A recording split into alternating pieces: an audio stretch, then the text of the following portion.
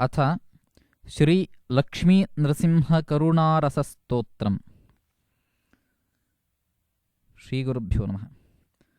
श्रीमत्पयोनिधिनिकेतनचक्रपाणे भोगीन्द्रभोगमणिरञ्जितपुण्यमूर्ते योगीश शाश्वतशरण्यभवाब्धिपोत लक्ष्मीन्द्रसिंह मम देहि करावलम्बम्।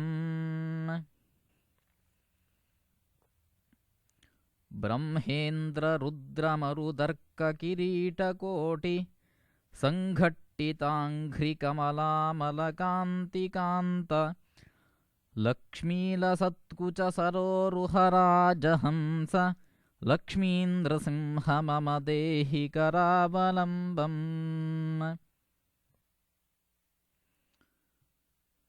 संसारदाहदवनाकरभीकरोरु ज्वालावलीभिरतिदग्धतनूरुहस्य त्वत्पादपद्मसरसीरुहमागतस्य लक्ष्मीन्द्रसिंह मम देहि करावलम्बम्।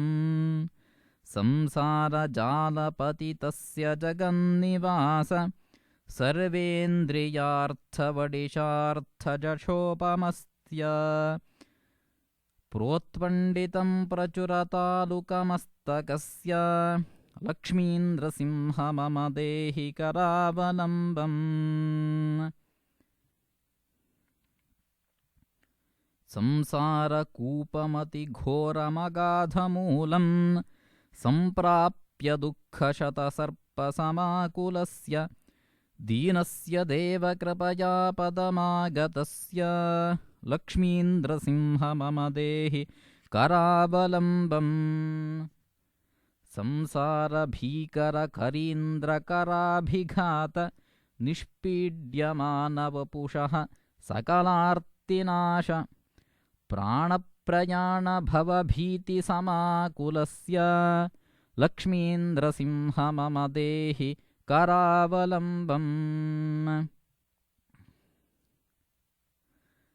संसारसर्पविषदिग्धमहोग्रतीव्र दंष्ट्राग्रकोटिपरिदष्टविनष्टमूर्तेः नागारिवाहनसुदाब्धिनिवासशौरे लक्ष्मीन्द्रसिंह मम देहि करावलम्बम्। संसारवृक्षमघबीजमनन्तकर्म शाखाशतं करणपत्रमनङ्गपुष्पम् आरुह्य दुःखपतितं पततो दयालो लक्ष्मीन्द्रसिंह मम देहि करावलम्बम्।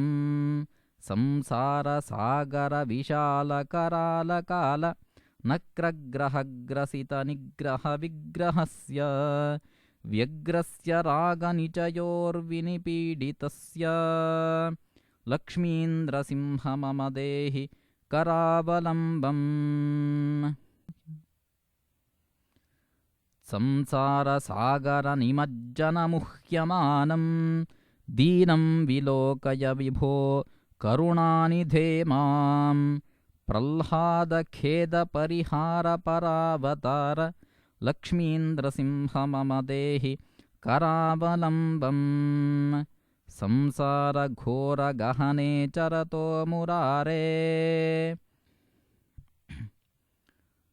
मारोग्रभीकरमृगप्रचुरार्दितस्य आर्तस्य मत्सरनिदाघसुदुःखितस्य लक्ष्मीन्द्रसिंह मम देहि करावलम्बम्। बद्ध्वा गले यमभटा बहुतर्जयन्तः कर्षन्ति यत्र भवभाषशतैर्युतं माम् एकाकिनं परवशं चकितं दयालो लक्ष्मीन्द्रसिंह मम देहि करावलम्बम्। लक्ष्मीपते कमलनाभसुरेश विष्णो यज्ञेश यज्ञमधुसूदन विश्वरूप ब्रह्मण्यकेशव जनार्दन वासुदेव लक्ष्मीन्द्रसिंह मम देहि करावलम्बम्।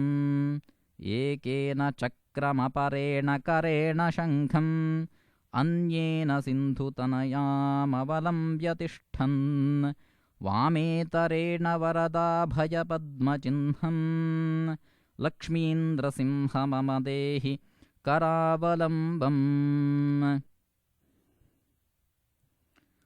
अन्धस्य मे हृतविवेकमहाधनस्य चोरैर्महाबलिभिरीन्द्रियनामधेयैः मोहान्धकारकुहरे विनिपातितस्य लक्ष्मीन्द्रसिंह मम देहि करावलम्बम्। प्रह्लादनारदपराशरपुण्डरीक व्यासादिभागवतपुङ्गवरन्निवास भक्तानुरक्तपरिपालनपारिजात लक्ष्मीन्द्रसिंह मम देहि करावलम्बम्। लक्ष्मीन्द्रसिंहचरणाब्जमधुव्रतेन स्तोत्रं कृतं शुभकरं भुवि शङ्करेण एतत् पठन्ति मनुजा हरिभक्तियुक्ताः ते यान्ति तत्पदसरोजमखण्डरूपम् ते यान्ति तत्पदसरोजमखण्डरूपम् इति लक्ष्मीन्द्रसिंह स्तोत्रम्।